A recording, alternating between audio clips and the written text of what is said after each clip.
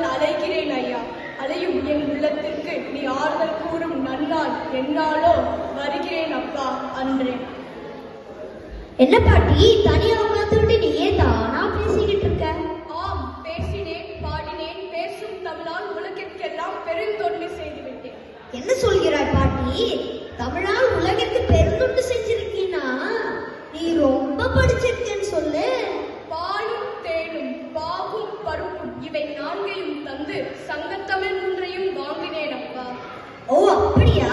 வாங்கியதை குற்றமற கற்றேன், கற்றதையும் குற்றத்தில் எடுத்து கூறினேன். ஐயோ போச்சு, உன்னை போல இன்னொரு பாட்டி கற்றது கைமண் அளவு கல்லாதது உலகளவுன்னு சொல்லியிருக்காங்களே. நீ என்னன்னா எல்லாம் கத்துக்கிட்டேங்கிறியே. என்ன பாட்டி அப்படி பாக்குற? வயதில் இளமையும் வார்த்தையில் முதுமையும் தென்படுகிறதே என்று பார்க்கிறேன்.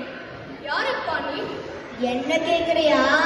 நான் அந்த காட்டுல ஆடு மாடு எருமை இதெல்லாம் மேய்ச்சிட்டு இருக்கிற ஒரு பையன். படிப்புக்கும் நமக்கும் சம்பந்தமே கிடையாது. படிப்பில்லை என்றால் என்னப்பா? முத்தமிழ் அறிவு உன் ரத்தத்தில் ஓடுகிறது. ஓ அப்படியா? ஆமப்பா, எல்லாம் என்னப்பன் முருகனின் செயல். ஓ அப்படியா? பாட்டி அதிக களைப்பா இருக்கே, கொஞ்சம் நாவல் பழம் தர்றேன், சாப்பிடுறியா? ஆஹா, பழத்த இந்த பழத்துக்கு பழம் தேவையாப்பா?